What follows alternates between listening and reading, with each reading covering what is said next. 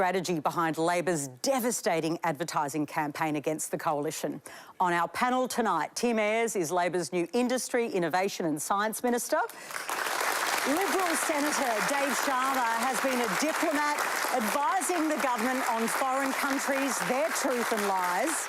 Madigan is a key creative director and strategist who is behind the Labor Party's messaging. Former Victorian Liberal leader John Pesutto, who could be bankrupted after losing his defamation battle with fellow Liberal MP Moira Deeming. And Emma Shortis is a scholar in American politics, where the language of fake news is now part of the game. Welcome to Q&A.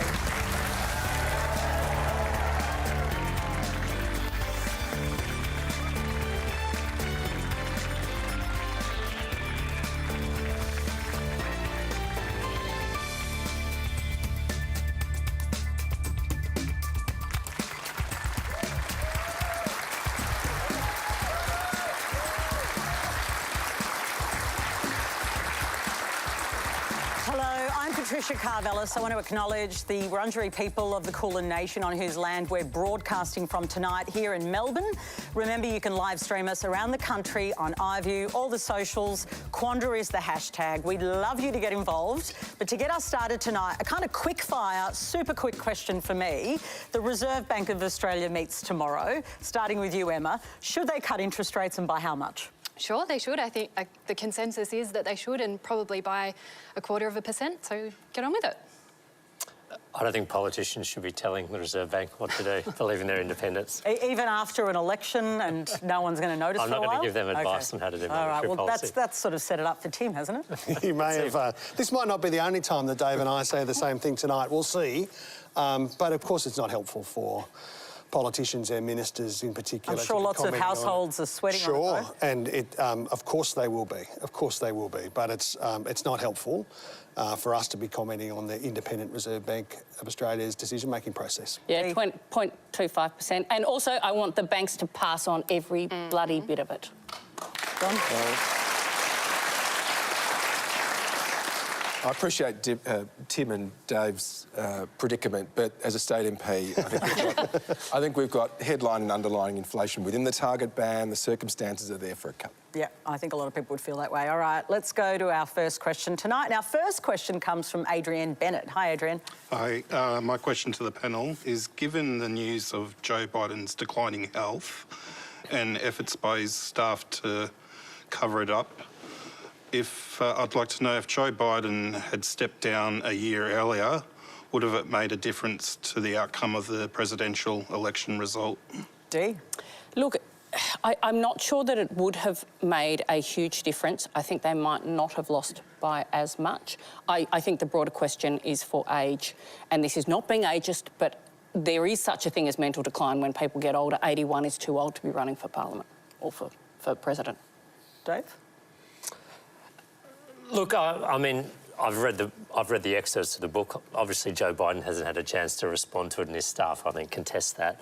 But this sort of counterfactuals are hard. I mean, Adrian, I really don't know if the result would have been all that different. I think some of the structural frustrations that President Trump leaned into were going to be there regardless of who was the president at the time. But the big question is the cover-up, right?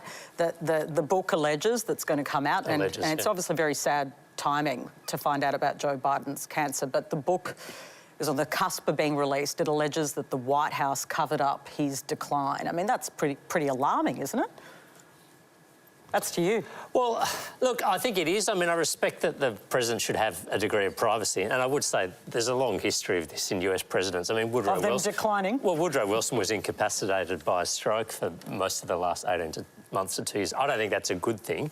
I think if it's true, it's not acceptable, and the staff and the administration more broadly should have levelled with the public if there was a cover-up. But like I said, he hasn't had a chance to contest these allegations. No, and Tim, I mean, obviously, you've got to front up and be honest about these things, don't you? You don't cover up a decline of a political leader.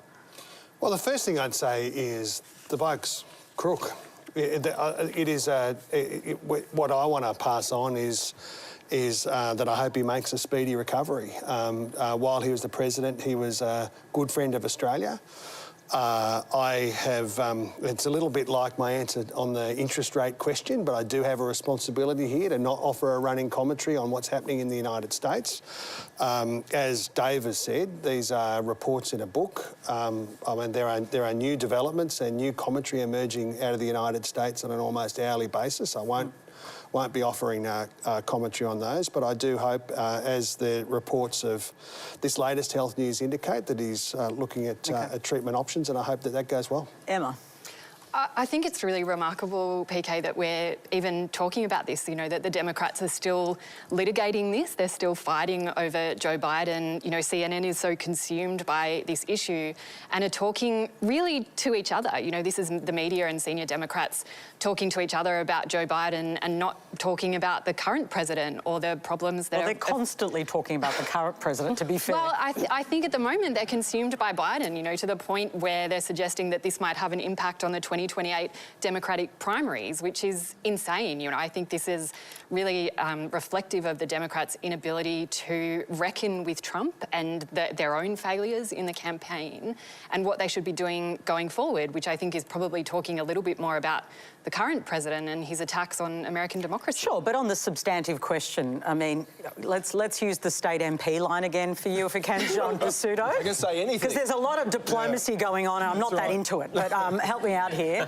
Well, look, I think the broader point about the American presidency, it occupies such a preeminent place in American politics and life generally that there's a kind of aura around it. We forget that for a long time presidents have concealed issues about their health, and you could name any number of them. So that's the first thing. But to Adrian's broader point, I don't think I'd like to tie the question to whether you would win an election or not. I think the enduring principle ought to be accountability and transparency and the confidence that the public always needs that its elected leaders are in a state fit to make important decisions on your behalf, and that applies to everyone through time. Yeah. Although Trump's tweet today was, how did Dr. Jill Biden not pick up the fact that he's got stage 5 cancer? It's like, because she's got a doctor of education. Yeah. Yeah. That'd be why. Wow. Yeah. OK, let's just park that. We've got a question now from Cameron Wood. In the aftermath of the most recent election, there have been Conservative commentators claiming that the Liberal Party needs to move further to the right of politics. However, given the result in Bradfield and other electorates that the Liberal Party has lost to moderate independents, is this a responsible solution for a party that seeks government? Dave Sharma. No, look, I don't think we need to move. I certainly wouldn't be advocating for us to move further right ideologically. I also don't think, though, that prism is necessarily the best one to look at this through. I mean, I think we are failing at multiple levels as a political movement to appeal to younger people, to appeal to people who live in our cities, to appeal to women voters, to appeal to students, to appeal to aspiring homeowners. I think our challenge is really to connect our values and principles to policies that speak to the electorate once again. And I don't think there's necessarily an ideological prism about it. It's about us being relevant as a political movement. But there is an ideological prism as well in your party. Well, look, I mean, there are moderates, there were like the dries and the wets, and that's currently being played out, isn't it? Well, look, there are people of, you know, different parts of the political spectrum within my political party, as there are in Labor and other big political movements. But I think if we have the debate about which direction should we move in ideologically, we are not going to come up with the right answer, to be honest with you. It's not as simple as that. It's not a two-dimensional question, it's a three-dimensional question, and we need to be grappling with all of those dimensions. But I want to take you to that part of the video question about Bradfield. It looks like you may have lost Bradfield now, right? Well, look, it will go to a recount almost certainly, because I think the margin's under 100 votes. You know, we have been ahead at various points in the count. It seems like we're now slightly behind. I'm not going to concede it. But she came and voted in the party room meeting, and she may not end up an MP. Well, the decision about who voted in the party room was ultimately taken by our federal director. I certainly hope she succeeds. I mean, Giselle Capterian, our candidate in Bradfield's a talented, capable, intelligent person who should be in the parliament and would be a welcome addition to our party room. It's not news to you, though, John Pesutto, losing your heartland. I mean, you lost your seat of Hawthorn, made your way back in. The Liberal heartland has been slipping away, right? What I'd say PK, and in response to Cameron's point, is that politics isn't as linear as some people think. And I've always maintained that the Liberal Party, like the Labor Party, is a party of government. We seek to govern in our own right, which means that in order to secure a mandate from the people, you need to appeal broadly as you can to represent the interests of all people. So whether you are a renter, we have an answer for you. If you own a home, we have an answer for you. If you are a worker, we have an answer for you. If you are an employer, we have an answer for you. Regardless of your sexuality, your preference, your identity, we have an answer to you. And I've always strongly believed that the Liberal Party, as a party of government, if it can't speak to everybody and say to each individual, we have an answer to your hopes, we have an answer to your anxieties, we can respond to the things you need, that's falling short of what we need to do as a party. So for me, and I agree with what Dave was saying, for me, what I would say is that a major party of government, we have to appeal broadly and have answers that are responding to the people in the community, and that's the result of a lot of work actually engaging. So have you failed to connect with people in the cities? Well, the numbers speak for themselves. Well, they seem to. So we've got a lot of work to do. What does it mean? You're just not talking to these major groups in our community? And we can. I mean, I've always been convinced and never had any doubt that the party's core and enduring philosophy can appeal to everyone. That's why I've stuck with the party. Through losses, through successes, through things I'm going through at the moment. Oh, just a couple? Yeah. But I stick with it because its enduring mission is powerful and relevant. But the agents of change on behalf of the party, like Dave and I and everybody else, we have to get out there and make that a reality for people. Tim Ayres, it's a good time to be Tim Ayres, though, isn't it? And the Labor Party, while the Liberal Party does a lot of soul-searching, you've got that thumping majority. But, you know, power is elusive, isn't it? You know, you have it 1 minute, sometimes you cannot have it. How does that weigh on you? It weighs very heavily, and the responsibility of the election victory for us is really a message to us to continue to be in government like we were last time around, to deliver the agenda that we set out for the Australian people. And I think one of the characteristics of the Albanese Labor government 2022 to 2025 that I think Australians wanted to see was a unity of purpose across our caucus and across our movement. And we are determined to carry that through in a systematic way, delivering our program between 2025 and, I guess, 2028.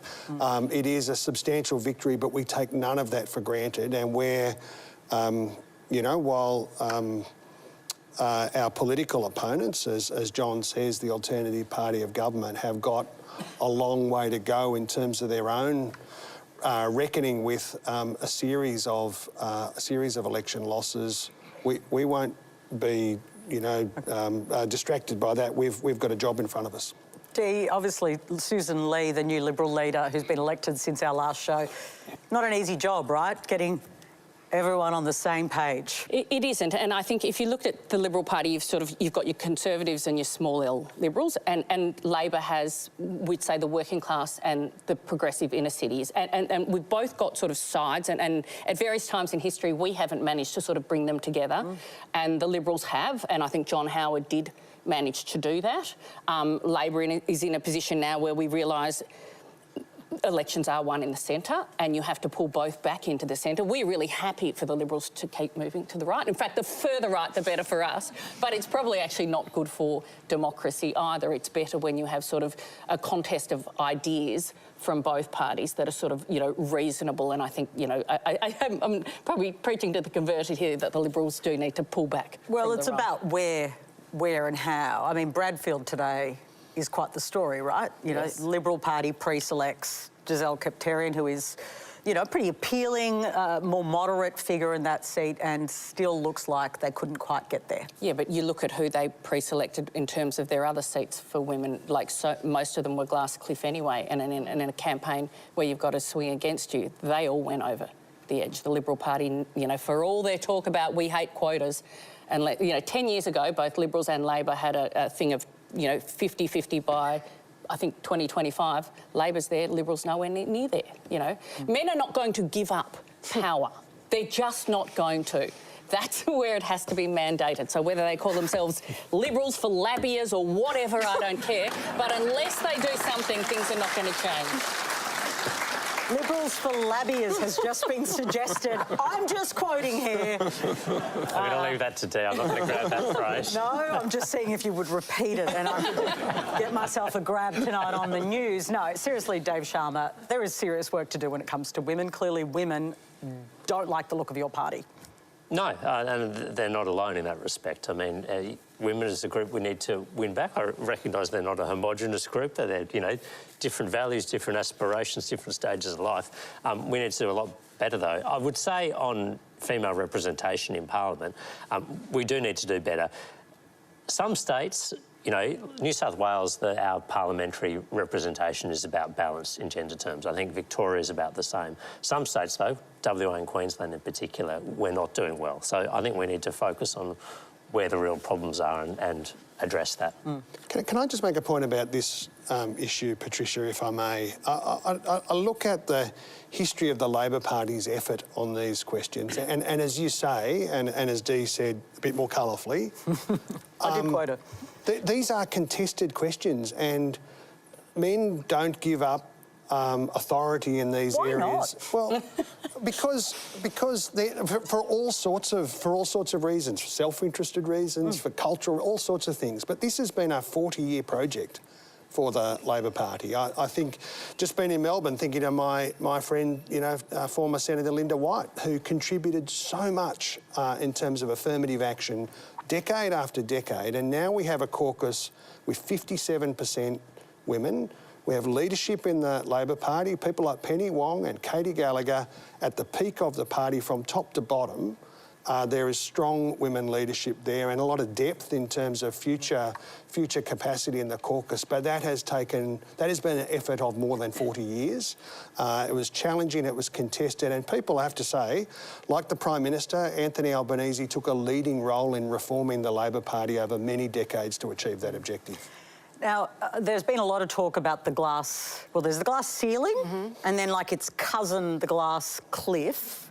Yeah. And that's the language that's being used about what's happened to Susan Lee, you know. But is that fair? Do you think that's a fair assessment? That she's on a glass cliff? Yeah. I think absolutely, and I think it says a lot about the state of the Liberal Party that it takes them getting to this point to elect or to appoint a woman leader. And I think that's part of the reason that we've seen this election result, is that women in particular saw, you know, Peter Dutton attempting to import a kind of Trumpian politics that spoke to men. You know, he was going on manosphere podcasts and speaking to men, and I think the result shows really clearly what women in particular think about that there just isn't this appetite for Trumpian politics in the Australian electorate more broadly. And I think, you know, that you're right. The Liberal Party has a lot of work to do, not just in representation, of course, but in actually speaking to women and the issues that they care about and addressing them substantively. And they've been punished for not doing that. Our next question comes from Adeline James. My question is for John Pesutto. Do you think the Liberal Party is hemorrhaging votes due, in large part, to the lack of empathy and tolerance for female dissenters within the party ranks? I'm talking specifically about the witch hunt against Moira Deeming and the lack of accountability you have demonstrated when dealing with female people in your own party. Thank you, John. And of course, John, you know, the costs for your case, for your defamation case to Moira Deeming were settled last week. That's $2.3 million. So this has been on the agenda, but there are clearly women who are disappointed with how you've dealt with it. Yeah. Look, thank you for your question, Adeline, and I'm happy to address it. The issue over which I took action back in March 2023, and there is a bit of a background to this, so I hope you'll forgive me for addressing some of it, was one that was understanding that there are divided views over how we mediate between competing rights when it comes to gender identity and equality before the law.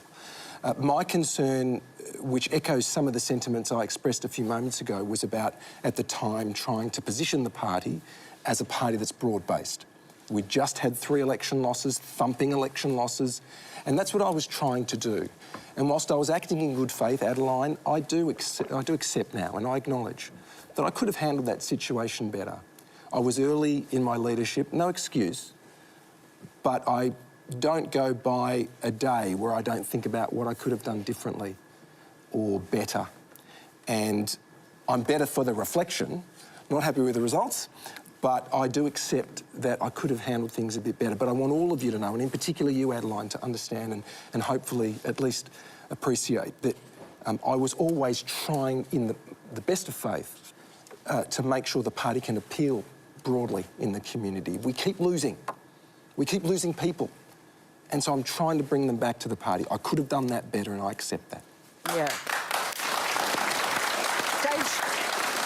Dave Sharma, I mean, obviously, you know, that's a situation, thanks Adeline, that played out in Victoria, but on those issues where there's a tension very deeply inside the party, you know, what are the lessons of how to manage those sorts of tensions? Well, look, if you have a broad-based political movement, a party, a government, as John said, you're going to have people of different views and differences of opinion about how to handle certain issues, how to respond to certain challenges to society. I think the challenge is to have a pretty robust and forthright debate internally, but to not allow those to spill out into the open too publicly. And that's a difficult balance as a political movement, right? To have contestation of ideas internally, but without giving the appearance of disunity or fragmentation externally. Well, John has to pay $2.3 million. I mean, that's a court ruling. That's a lot of money. Should the Liberal Party be stumping up for that? Look, awkward question, but I need you to answer. Well, look, it's not for me to say, but I'm not particularly comfortable with public figures and politicians and elected representatives suing one another for defamation. I think it can have a chilling effect on political debate. I think if you're hit with a cost order like John has been, that is, you know, life-altering. I mean, it's bankrupting in many respects. And public figures, public officials expect to get criticism in the media. I mean, you know, I don't know, there's probably hundreds of potential defamation actions I could launch against people. Sure, but there was a particular comparison. I'm not going to, you know, it's been gone through the courts, but obviously Moira Deeming and her supporters, you know, were pretty outraged about that comparison. I mean, that's what that was about. Yeah, but she had a public platform and access to all the media to air that outrage, and I think that's how public figures should behave. I mean, I wouldn't, you know, I wouldn't propose to ever sue any other political figure, whatever they said about me, because I have an ability to respond. I have access to the media. I have a voice. If you do this, it becomes a test of sort of material means that you can silence someone else's opinion because of the weight of resources you can bring to bear on something. I find it uncomfortable. Can I just make a quick point and to follow up to Adeline's point? Look, it is true that I have a large legal bill confronting me, but I do need to make a point for our broader audience. On any given day, there are thousands of people across the country who'll get a knock at the door telling them they've lost a loved one to a car accident. They'll lose someone to drug and alcohol addiction. They might get a diagnosis of terminal cancer. If you walk out of these studios and go along St Kilda Road, the iconic boulevard, and take a right at Burke Street and head up to Salvation Army headquarters, Major Brendan Noddle will show you any number of people who are desperate for a bed, for a shower, or for a warm meal. I do not, under any circumstances, want anyone to think that I would ever consider my plight remotely comparable to the real problems. I'll work out my stuff.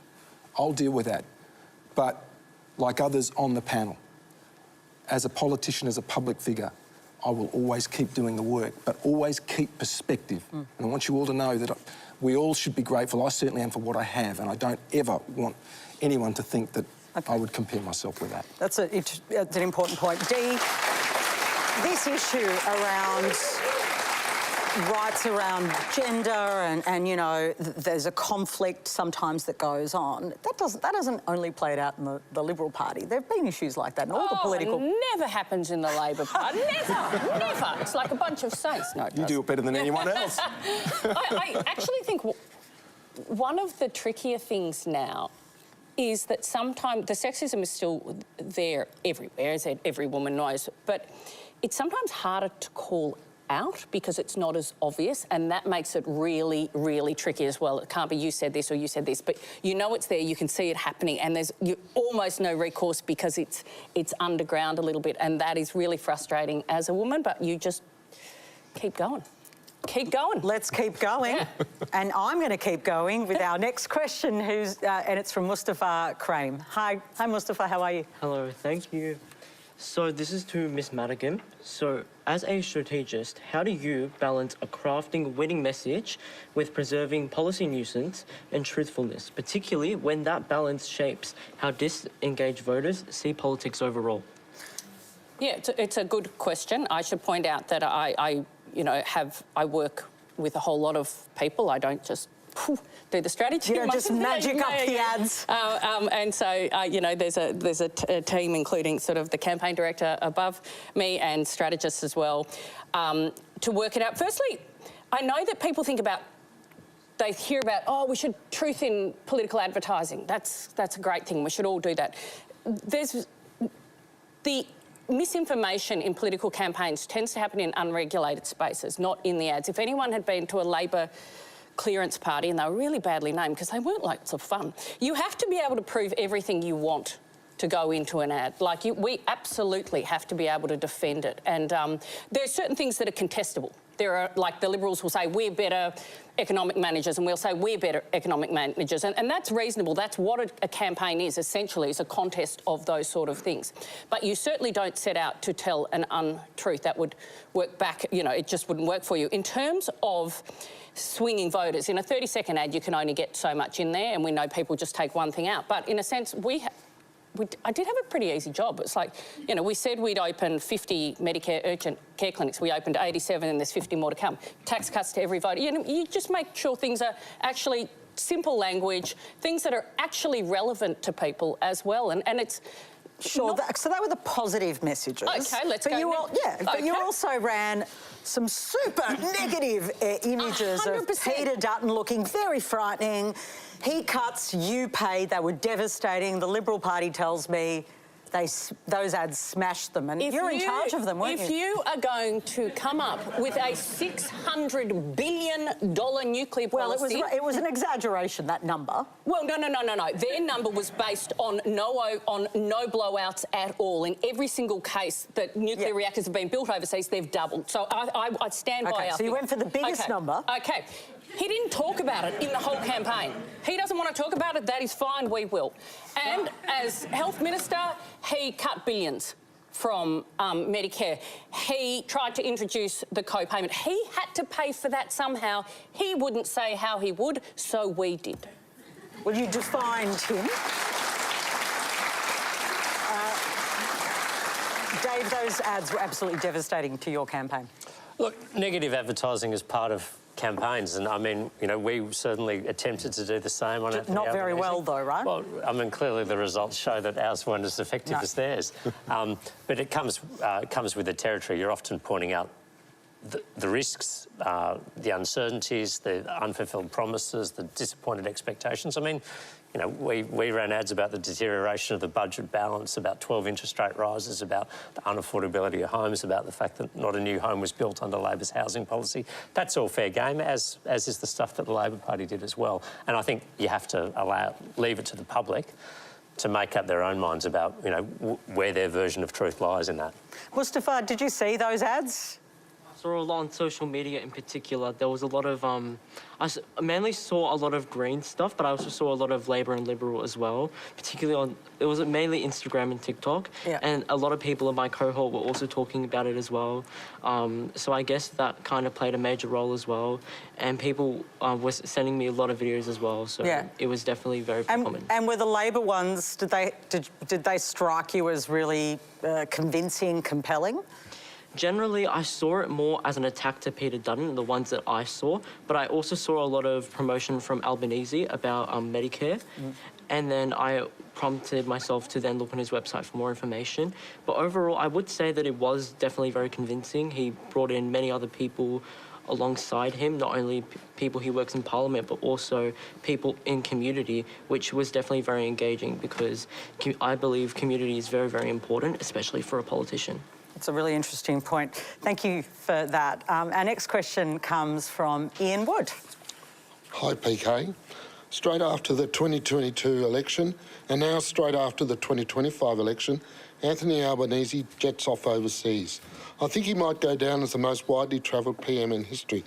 My question for the panel is, bearing in mind the turmoil in the world at the moment, especially with regard to trade, what good has all these overseas visits done for Australia? Tim?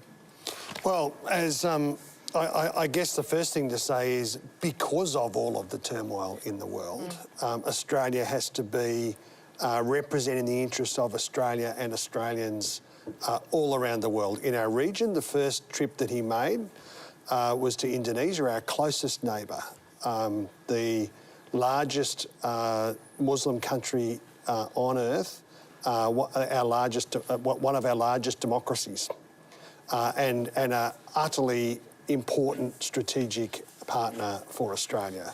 And affirming that relationship at the beginning of a new term is absolutely in Australia's interests. Travelling to the Vatican for the first Mass of His Holiness the Pope is important for those 5 million Australians of Catholic faith, but I think important more broadly for those of us who don't have a faith, who see that as an important moment, let alone the opportunities that presents to meet with other world leaders, including the new Prime Minister of Canada and Volodymyr Zelensky and others, important engagements in Australia's national interest that can't be just dialed in from Canberra. And on the way back, making sure that he spends a few hours in Singapore, again an important strategic partner in Australia's interest, both in economic terms, as we prosecute our Southeast Asia economic strategy, which is in our economic interest and the interests of our exporters, but also in our broader strategic interest. These issues could not be more vital. Some of the commentary over the last term where you couldn't tell whether our opponents wanted the Prime Minister to, some days he should travel more, some days he should travel less. I mean, actually, what we have to do is to make careful judgments in the national interest to make sure that the Prime Minister and other senior ministers are out and about when it's required, because these are grave issues for our future economic security and our security more broadly. Well, that's a great point you make, because one of your opponents is here. And Dave Sharma, that was a criticism constantly of Anthony Albanese in the first term of his prime ministership. Well, not one I made, but... Well, let's go to that, because it wasn't maybe one you made, but your political party did, and in fact was even labelled Airbus elbow, which I thought was... Not by me, but yes. Rhymed, and that I love a rhyme, but the feeling behind it was... You were troubled by it, weren't you? Look, I think it's an indispensable part of the job as Prime Minister to travel abroad and represent Australia overseas. Yes, it always needs to be tied back to our national interests, whether it's our trading relationships, our trading partners, whether it's our security and defence partners. Because, look, we are a nation that depends on our access to overseas markets and depends upon the security and strategic and defence support of major allies for our survival, never mind our prosperity. So Australian leaders have more of a need to travel than many others. And look, the distances are great. It's not like you're the leader of Belgium or the Netherlands and everything's a day trip away. So I think as long as the trip is tied back to national interest and there's a specific purpose that's being served, I'm going to support it. Yes, it can't come at the expense of dealing with domestic issues, but I also wouldn't want to see our Prime Minister missing key international summits, missing major world events. You know, the Pope's inauguration. I think we call it that, yeah. I mean, it was a good opportunity for the Prime Minister to meet with a number of other counterparts, which is exactly how you want to use these things. Well, the Vatican is becoming quite a theatre for these kind of international relationships, isn't it? You mentioned, that these trips and the value of them. Do you think it was important that he went to Indonesia again? I think it was important. I mean, he didn't go to Prabowo's inauguration or swearing in. Most Prime Ministers had been for that. But I think it's important that he's made the trip now. They are a very important neighbour, but we don't always see eye to eye on issues, and there's a lot of, inbuilt structural challenges in that relationship. It always needs constant attention and constant work. Emma, this concern, though, that, people, just like our questioners see the Prime Minister travelling around and sometimes there's a disconnect. How do you balance that? Look, I think what the Trump administration is showing us is that you can't really draw lines between what happens domestically and what happens in the rest of the world. You know, what happens in the world really matters to Australia, and it's really important for us to be there. You know, I think intuitively we can all feel that this is a world historic moment. You know, Donald Trump is busy dismantling the international rules-based order as we know it, and what Australia does in response to that really matters. And I think we often underestimate our own power and our own agency in that. You know, depending on the exchange rate of the day, Australia is the 12th or 13th biggest economy in the world, sometimes bigger than Russia. And so we can have a really big influence on rebuilding or building the institutions of international law after Donald Trump has dismantled them. And I think the election result shows that Australians care about that. They care about what happens in the world, and it's really important, I think, for Australia to be there and show our commitment to the international rule of law. That's interesting. John, there was a lot of criticism of the Prime Minister. It does seem to be dialed down a bit as the Libs kind of regroup federally. But that's the kind of purpose of having a national leader, isn't it? To do this sort of work. Yeah, Ian, I wish I could tell you that international trips don't cost any money, but they do, and they're vital. And I support the Prime Minister and other elected officials travelling around the world. You've probably heard and are familiar with the term the International Liberal Order. And it emerged after World War II, and it was based on the advancement of democracy, free trade and collective security. We can never take these things for granted. And you think about our country, and for all the things we're talking about that we'd like to see done better, think about what we do have. We have a robust democracy. Yeah, it's not perfect, but I argue it's the best in the world. We have an advanced economy, and we are a country whose culture and ethos will rush to the aid of those around the world who face persecution or violence. So the fundamental premise of international travel by prime ministers and other leading officials is, for me, beyond doubt. And if anything, Ian, I think our willingness and appetite to do more of that will only grow because Australia's role in the world, in my view, must enhance. Countries like us who are totally committed to that order I spoke of have to always safeguard it because it can never be taken for granted. And just in recent weeks, we had a skirmish between India and Pakistan. We've got disputes right across the Asia-Pacific. We've got a debate in the United States about its place in the world. And Australia stands steadfast to the principles we always have, and I fully support those trips. Ian, are you convinced yet? No. You're still not convinced yet? I'm president of the local Chamber of Commerce, and it just put to me why the Prime Minister needs to travel so much and what benefit it comes back to local businesses in this area. Can I say, Indonesia is about to become the 4th largest economy in the world, and we also share the longest maritime border between Indonesia and Australia. So I think both for security and economically, it's super important for us. Can I just add to that, Ian? 1 in 4 of our jobs is export trade related. Yeah. Those jobs in firms that engage internationally in terms of exports or investment, the jobs are higher paid and they're better quality jobs and they're more secure jobs because they're export related. It's put aside all of the security questions, and I agree with what John and the other panellists have said about that. Just at an economic level, we want to sustain good jobs in our outer suburbs and regional economies. Trade is absolutely vital, and what you'll have seen is the Prime Minister engaging with Ursula von der Leyen about the future discussions between Australia and the European Union, one of the largest markets in the world, about our future trade arrangements, and that agenda of diversifying our trade relationships around the world and diversifying the products that we sell, products and services that we sell around the world, is crucial for our future economy and for jobs in the economy today. Can I just add, PK, as well? I think it's really important to not draw lines necessarily between trade and the economy and security. Economic security is really important to Australians, and the Trump administration undermining economic security has a huge influence on us. The Trump administration potentially coming after the pharmaceutical benefit scheme in Australia has implications for Australian health security. And so I think it's really important that we don't try and draw those arbitrary lines and think about security more broadly and really have a think about what actually makes us safer. Next, we're going to hear a question from Andy Hines. Hi, Andy. Hi, my question is for the entire panel.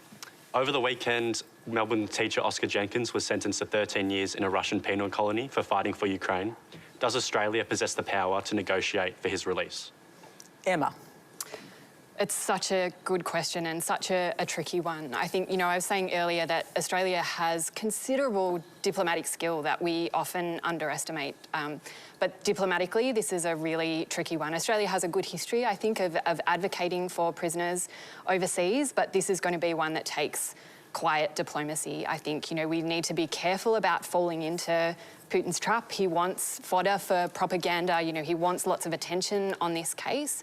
And so as the Australian government is going to have to tread really carefully, and I think unusually in this case, tread really carefully around the United States as well. In I guess, normal times, we could expect support from the United States in these negotiations with Russia, but we can't underestimate how close ideologically Trump and the Trump administration are with Putin's Russia. And navigating that is going to be incredibly difficult and may unfortunately take quite a long time, but it's certainly possible. That's an interesting point, though, you make. I mean, if it is the case, and it's been certainly made, that Putin's Russia is closer to Donald Trump, we are still a US ally. What does that relationship mean for us in terms of advocating for an Australian that will be detained?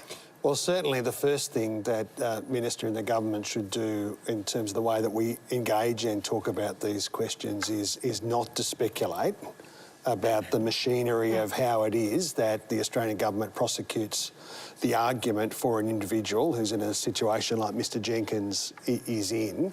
I think in this case we have been very, very clear as a government, absolutely repudiated the assertions that have been made about him and condemned the 13-year sentence that he's been given in the Russian legal system. We'll continue to work very diligently for his release in the same way that we have in a series of other notable cases over the last 3 years, and the previous government did its own work in relation to others as well. Necessarily restrained in terms of what I say, because we have to focus on the outcome here and achieving the best outcome for, in this case, Mr Jenkins that we can. You'll have seen there's been some reporting about the Prime Minister's engagement with other world leaders about this specific issue. We've been very clear publicly about our position about it, but you can be assured that every tool at the government's disposal will be engaged. It is a very challenging set of circumstances. Dave Sharma, you've been a diplomat for Australia. You know about these kinds of really difficult negotiations. How difficult is this one? Look, it's hard, no doubt about it. I think, to state the obvious, I mean, Oscar Jenkins should be being treated as a prisoner of war and afforded all the protections and rights that entails, not being convicted of a crime. To say the obvious, though, we don't have much influence with Russia, so we need to find countries that do. I know, according to media reports, the Prime Minister raised this case with the Ukrainian President, which could be helpful if there is a prisoner swap agreement that happens between the Ukraine and Russia, as has been talked about as a result of talks in Istanbul last week. One person, though, I was surprised the Prime Minister didn't meet was the US Vice President, who was also at the ceremony in Rome, because, as Emma said, the United States has some influence over Russia. We've got a close relationship with them. It would have been helpful. And Anthony Albanese hasn't met President Trump or Vice President Vance before. It would have been helpful to put this case on their agenda and say, can we get your help in, putting this into the diplomatic mix? Well, let me just put it to you. Why didn't he meet with JD Vance? Look, the problem I have with that set of assertions, Dave, is it's sort of slipping back into the old hyper-partisanship on international relations, where there's an attempt to sort of nitpick and make assertions when you don't know what meetings have occurred. You don't know who was available for what discussion. What we do know. Well, you can tell us. You can tell us, yeah. I'm the Minister. I'm here to find stuff out. I'm the Minister for Industry, so I don't want to overstate my mandate here. What we do know is that the Prime Minister has had a series of discussions with President Trump. They have been discussions that have been at the very least cordial and have gone to a series of issues that relate to Australia's national interest. We know that at every level, from Ambassador Rudd down through all of the team of officials, all of our senior ministers fully engaged with the United States. I don't think that they're trying to assert something has or hasn't happened. With respect, it just takes us back to that sort of. Hang a minute. Because we have. You think about the way that we approach these questions in opposition. I don't think the government should be immune from criticism. No. I or accept that. I accept that, and I don't want to be hypersensitive about these questions, but you are a little bit. But there's You're sounding it. There's a young man's future in the balance, and we really should all be behind the government. That bit, I think there's absolute national unity, I suspect, on Oscar Jenkins and his case. But the issue about which meetings the Prime Minister has, they're reasonable, aren't they, questions? I think Emma made the point, which is the government has come out and made a very clear statement on this.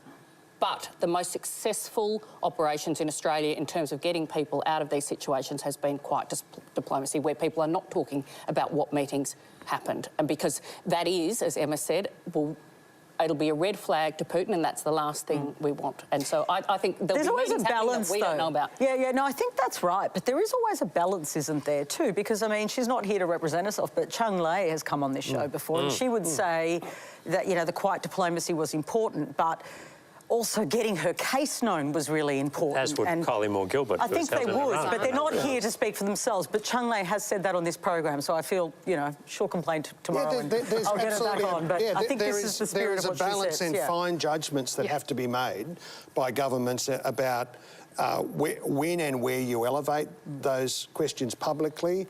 Whom do you engage with about those questions? They have to be calculated.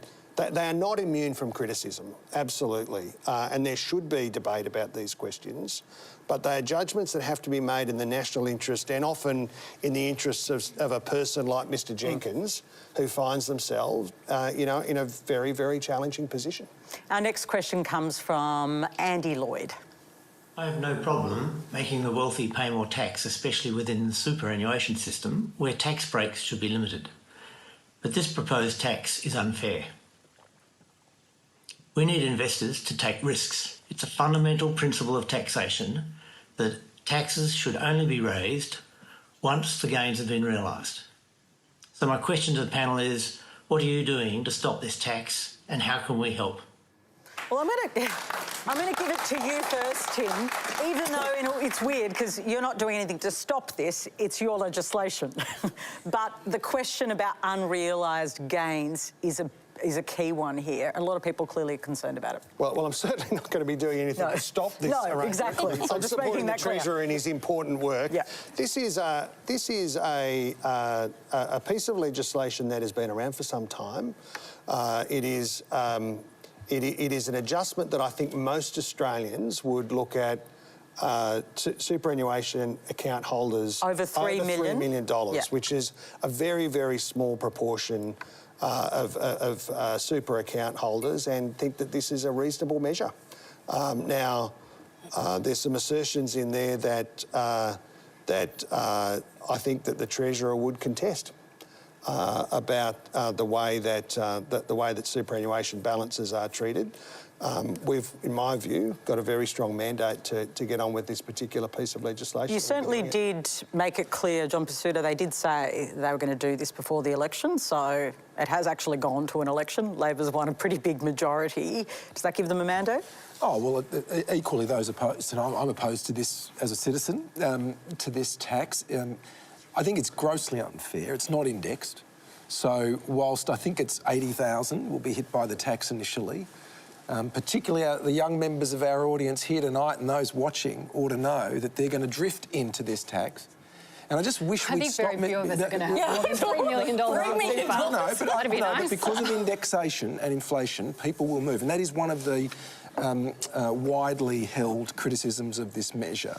I just wish we'd also stop messing around with superannuation. We want people to save, we want people to use superannuation vehicles to ease the impact on the public purse later on in life. So whatever we do which deters people from doing that or gives them reason to doubt whether superannuation is an asset class they want to really invest in more than the statutory entitlements, then I think we should avoid that. Could I? Oh, sorry. Yeah, no. Well, Emma, I know you've got views. Do you want to say something? I mean, I think it would be pretty nice to have over $3 million in super. Sure, but What's that like? But the principle, right, that more and more people over time, because it's not indexed, will enter that realm, that's a fact, right?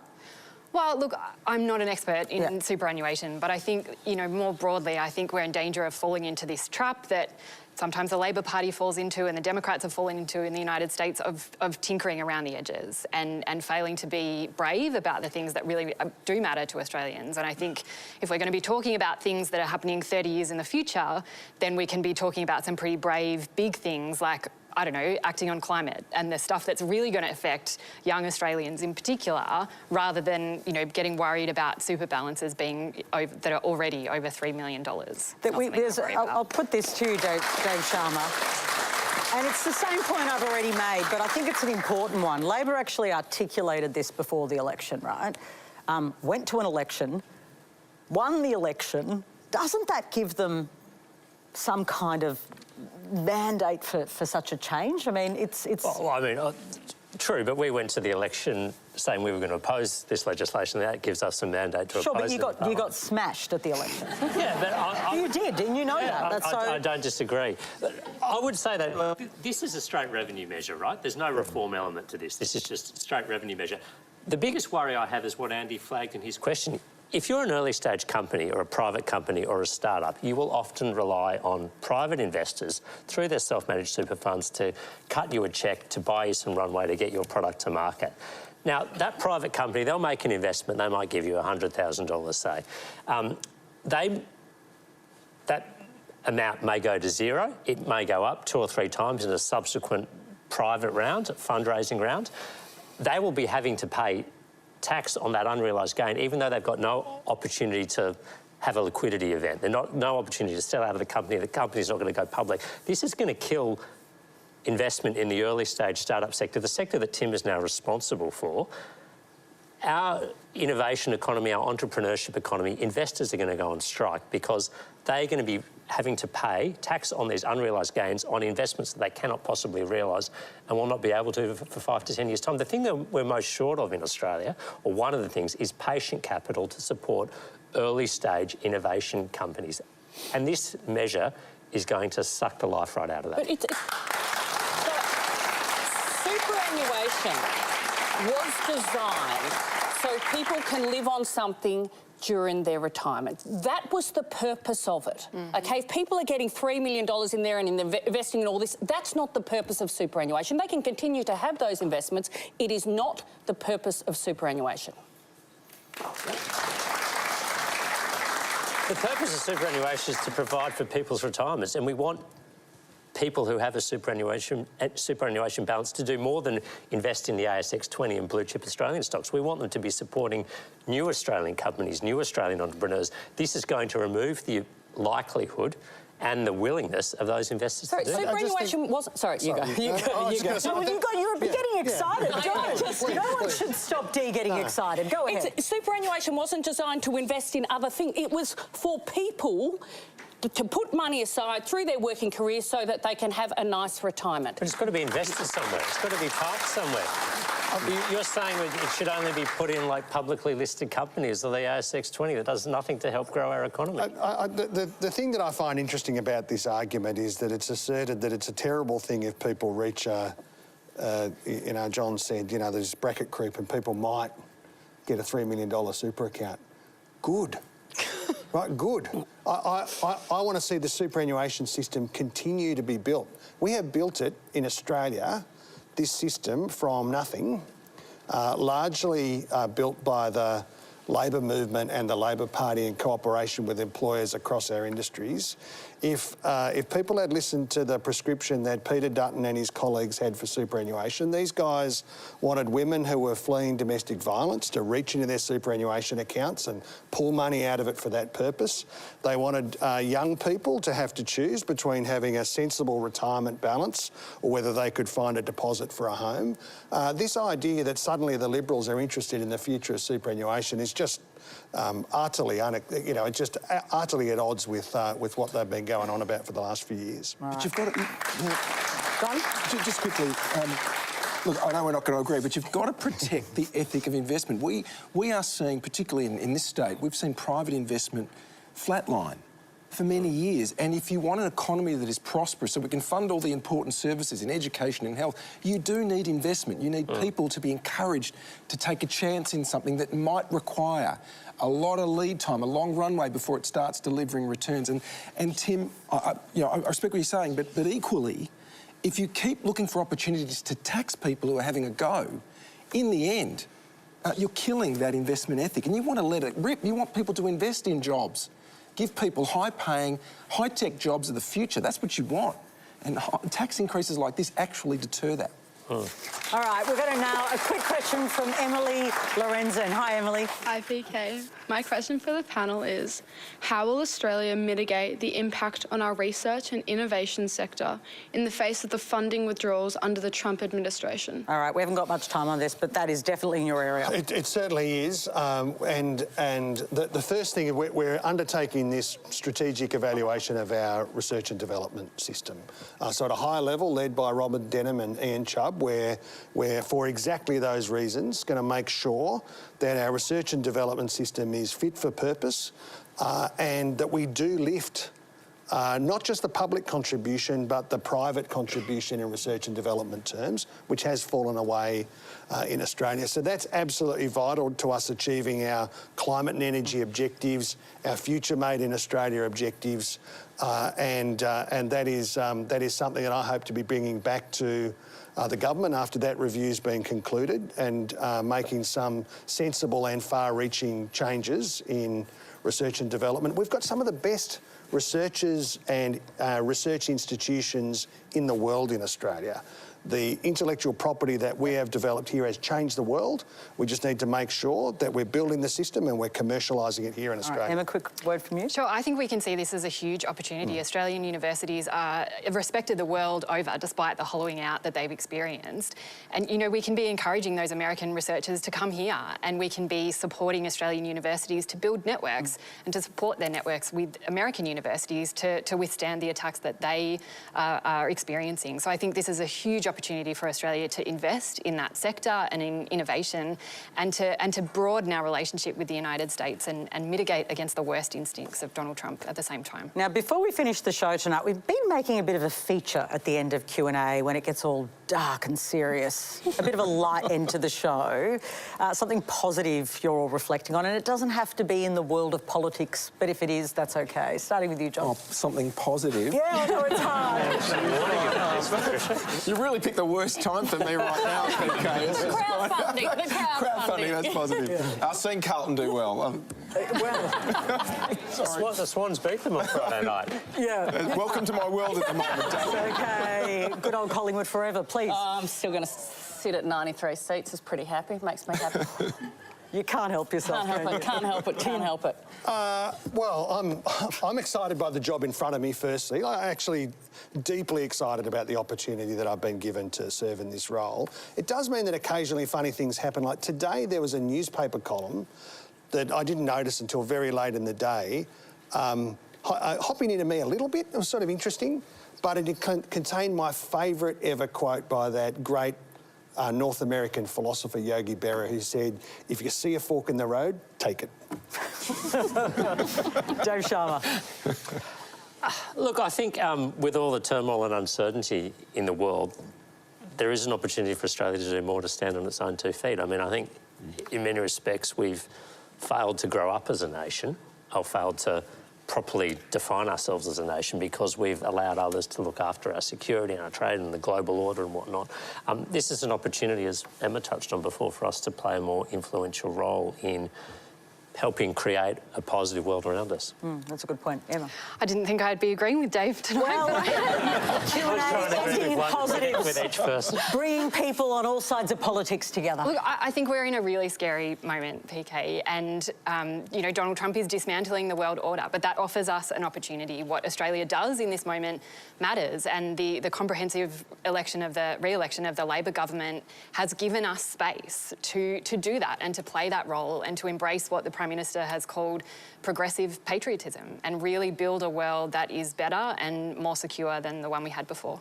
Thanks, Emma. Well, that's all we have time for. Thanks to our panel, Emma Shortis, Dave Sharma, Tim Ayres, Dee Madigan and John Pesutto. Thank you for sharing your stories and your questions tonight and across all our shows in what has been a busy election season. We now take a winter break. We are returning for a new series a little later in the year. So a tiny break for Q&A. We've loved bringing you this show over this season, over what has been a spectacularly interesting election. Thank you to our panellists and all of you at home. Good night.